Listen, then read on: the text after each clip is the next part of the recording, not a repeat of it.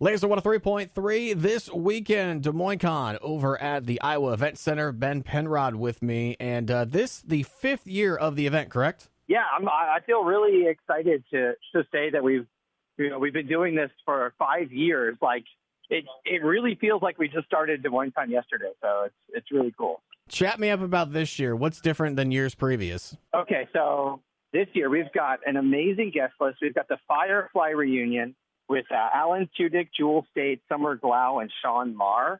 And a couple months ago, they announced that they're trying to get a reboot of an animated reboot of Firefly off the ground. So I'm sure everybody wants to ask them about that. Also, this year we have a free concert on Saturday night in the ballroom of the Iowa Event Center. It's Sam Haff. He does the music for Has Been Hotel. He's also one half of the Living Tombstone, which is a very popular group, like kind of a nerdy group that people are really into.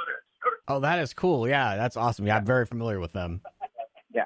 So I don't know if he's doing I don't know what his set list is. They haven't shared that with me. So I don't know if he's doing, I know he'll be doing some Has Been Hotel stuff. I don't know if he'll be doing anything outside of that, but I'm excited to see what he does. That's really cool. And I looked at the map. The hall is loaded. There's rows and rows. And honestly, I feel like you can't see everything in one day, or at least take it all in with appreciation. Yeah, I recommend doing like a weekend pass and like scheduling out. We actually have an app that you can use and you can put your schedule on, and it'll remind you like 10 minutes beforehand, like, oh, it's 2:00. It's the, cosplay panel or whatever. So I actually do that for panels that if I have to be on a panel, I'll schedule that on the app so that I don't forget to show up on time.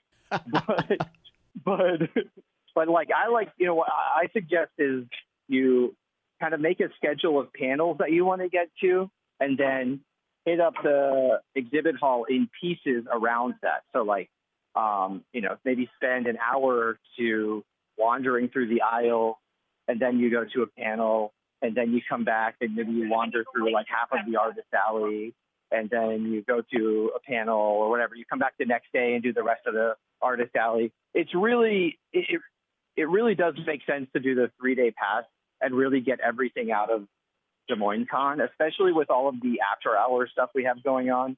So like after the exhibit hall closes on Friday and Saturday night, we do a lot of programming that runs up. I think it runs all the way till midnight. And like secretly, that's some of the best programming, and it's not nearly as busy, and you can have a really great time at Des Moines Con after the exhibit hall closes. Well, I appreciate that heads up on planning it out, because I've done cons for years and years and years, and I've never once thought about, map it and kind of plan it like you just said. That's great that you guys have an app. Yeah, it's really easy to use. It's if you go to our website, that's all the information on how to download it on there. Fantastic. As far as all the guests and stuff like that, we can purchase our autographs and our photos and stuff there on site? You can purchase everything on site. There's some stuff available that you can pre-order online. If you want to make sure you get in, or you want to make sure you get a certain time slot for your photo ops. But you can purchase it on site too. It really doesn't make any difference. Fantastic. And we talked so much already about what's happening this weekend. For a person who's coming for their first time, say they're coming for the Firefly cast, what can you tell them about, like, say, a con like Des Moines Con? What I like to describe it as a nerdy flea market. So you walk in and there's just, hundreds of vendors lined up and just selling everything you can imagine. So that's kind of the main aspect when you first show up. If you're, wanting to meet the Firefly cast, you go to the celebrity area, you wait in their line, and you purchase like an autograph, or you can go to the photo op area, purchase a photo op from them. On Saturday at 1:00 p.m. in the ballroom, they're doing a Firefly reunion panel, so you can you can line up and ask questions at the Q&A session there. That doesn't cost any extra. That's just with your badge. That's really cool. And as you said, I'm sure a lot of people are going to be asking about that animated series. Yeah, I think they're probably going to get more questions than they realize. So I have a feeling they can't really talk about it, but I'm happy to let people ask. That's cool. As far as yourself, you've done these for years. In fact, you were a vendor before you were a promoter and a person behind the scenes, right? Yeah, I started off just selling comics. Like I think in 2009, I got really serious about selling comics. And I had like an eBay store, I had an online store, and then I was also just driving all up and down the East Coast, just selling comics at different cons. So I grew up in Maryland, so that was mostly what I would do is I'd go up, up to New York or Philly or DC, Baltimore, all the way down to Orlando. So I just travel and sell comic books. So that was really how I got started in this business. And then when I decided to start a con, I already knew all the exhibitors, so I had a little bit of a head start there. As far as being an exhibitor first and then coming in and being someone that starts one, does that change your perception on what you do from that end?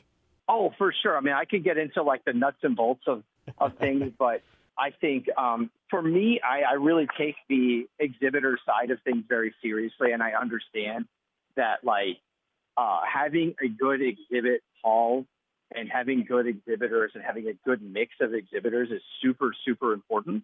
And I want our attendees, when they walk through, to feel like they've got so many cool options and everything they could possibly want is in front of them. Like if you came in and every single vendor was selling the same thing, that would be a problem. Right. But I also want to make sure that, the exhibitors, I set their expectations for, how many attendees will be around. And it's very important that they make, they got to make their money back, and this is their job. And a lot of these guys are just on the road 40, 45 weeks out of the year selling things. And so like they got to make enough money to pay their bills, so I want to make sure that they are all taken care of, and that, if this show goes really well, they'll all come back next year. All the attendees will come back next year, and it'll be even bigger. That's my philosophy, is just if I do a really good job and run an amazing con, then everybody will be happy and come back even happier next year. Absolutely. And this is the 5th year of Des Moines Con. What made you want to come to Des Moines? Oh, man. So I have a friend who lives in Des Moines who is, she's a talent agent for some of our celebrity guests. And she lives in Des Moines. She was trying to get me to start a con in Des Moines for years, like 10 years. And then after the pandemic, I was looking for new cities to start cons in because as an event promoter, things weren't very good for a couple of years. And so I was like, well, I got to start I got to start some new shows. And my friend Jackie said, you should come to Des Moines. So I gave it a look. I talked to the Iowa Event Center, and everything ended up, working out. And I'm so glad I did.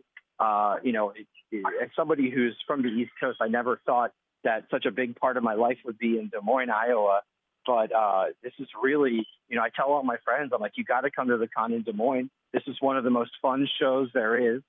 And I've been to every con around the country. And, Des Moines Con, there's something special about it. It's similar in a lot of ways to all the other cons, but it's got this vibe to it that you can't really replicate. Well, as they always say, Iowa nice, and I think that just bleeds over into the fandoms as well, like for Des Moines Con. For sure. Oh, for sure. As far as back when you were selling comics, do you have like a prized possession of your collection?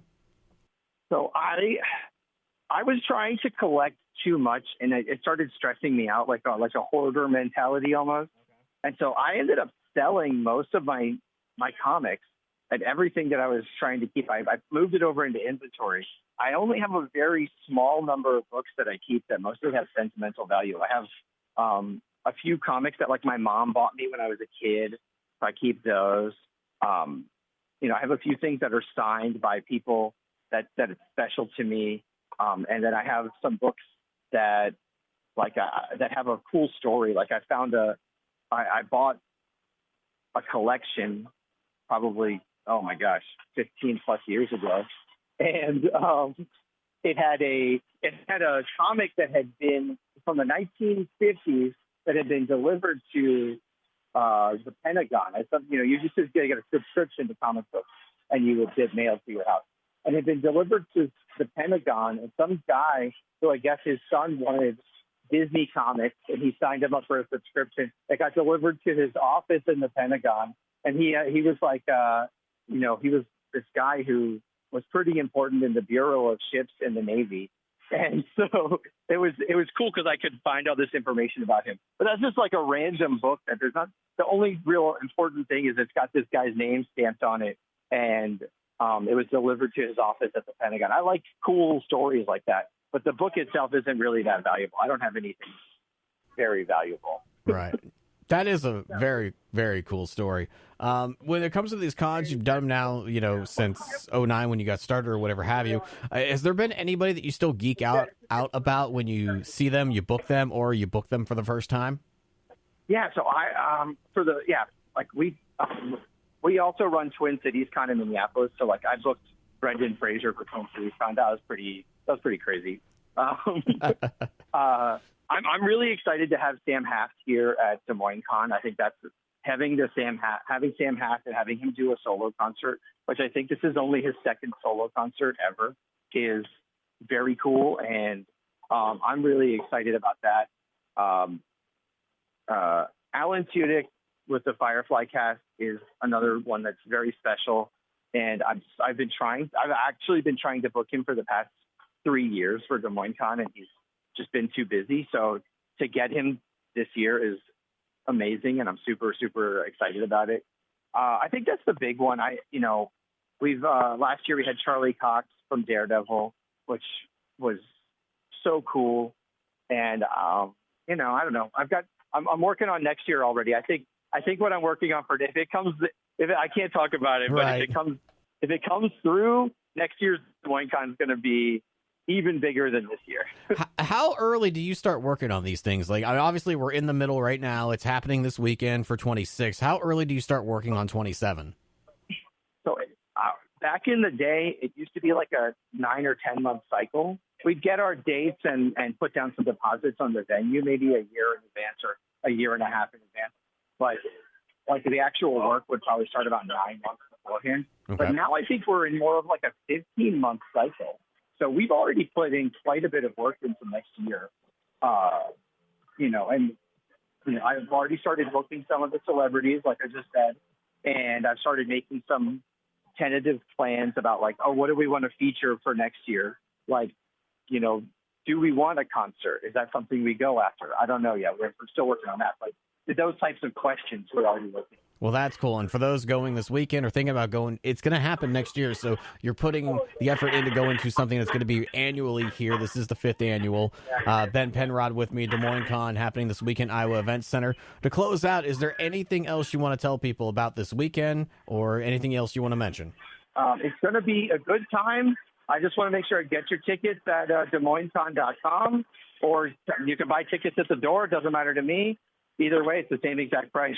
So just come out here Friday, Saturday, and Sunday. There is a code on the website for free kids tickets if you're bringing kids, but you have to use that code on the website. And that's DesMoinesCon.com. Looking forward to this weekend. Ben, thank you so much. Thank you very much. I appreciate it.